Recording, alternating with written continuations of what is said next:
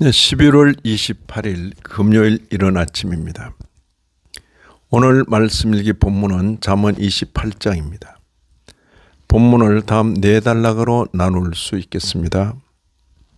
첫째는 1절 이하 5절 악인의 행태에 대한 5잠언, 둘째는 6절 이하 12절 부자와 가난한 자를 비교하는 7잠언, 셋째는 13절 이하 18절 강력한 자의 악덕을 논하는 잠언들, 마지막 4번째는 19절 이하 28절 탐욕과 강포 등을 경계하는 잠언들.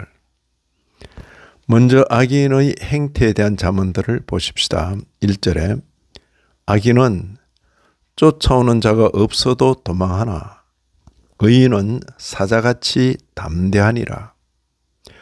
두려워하는 악인과 담대한 의인을 대조하고 있습니다.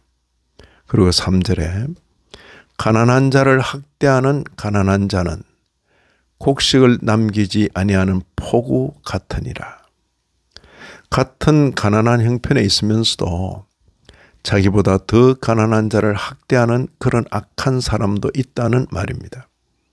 4절에 율법을 버린 자는 악인을 칭찬하나 율법을 지키는 자는 악인을 대적하느니라. 율법에 대하여 어떠한 태도를 취하느냐에 따라 악인에 대한 태도 여하도 결정된다는 것입니다. 다음으로 부자와 가난한 자를 비교하는 잠언들을 살펴보십시다. 6절에 가난하여도 성실하게 행하는 자는 부유하면서 굽게 행하는 자보다 나으니라. 가난하여도 성실하게 행하는 자는 부유하면서 굽게 행하는 자보다 나으니라. 선민으로서의 삶의 가치는 가난과 부유의 문제가 아니라 성실하게 행하느냐, 굽게 행하느냐의 문제라고 천명합니다. 이 단락에서 우리는 기도와 관련하여 충격적인 교훈을 대하게 됩니다.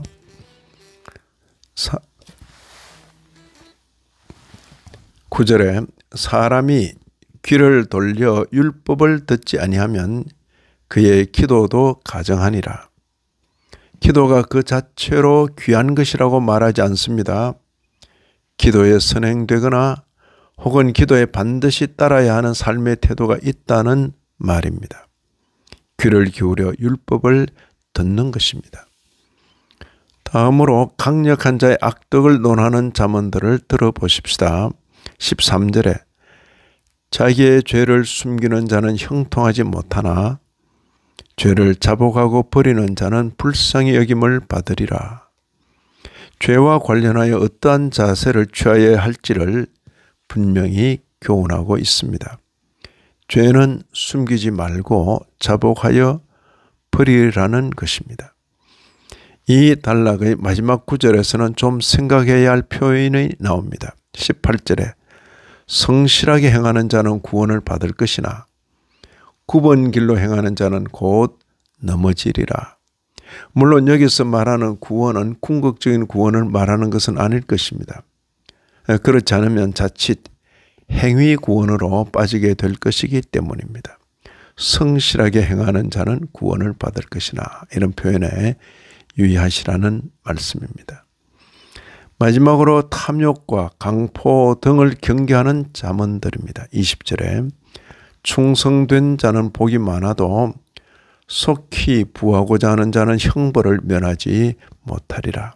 속히 부하고자 하는 그런 사람에게 있어서 부는 목표가 아니라 결과라는 말입니다. 사람의 한결같은 목표는 충성스러움입니다.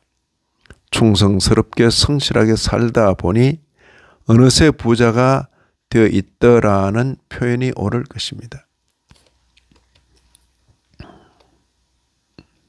이 단락의 마지막에는 충격적인 표현이 우리를 기다리고 있습니다. 27절에 가난한 자를 구제하는 자는 궁핍하지 아니하려니와 못 본 채 하는 자에게는 저주가 크리라. 충격적이죠. 못 본 채 하는 자에게는 저주가 크리라. 중립에 있는 게 아닙니다. 못 본 자는 자에게는 저주가 크리라. 가난한 자를 구제하는 자는 궁핍하지 아니하려니와. 이런 말씀을 읽는 신약교회 성도인 우리로서는 말씀을 통하여 주님의 마음을 헤아리고 말씀을 행함 순종함으로 주님을 기쁘시게 하는 자로 살아야 하겠습니다.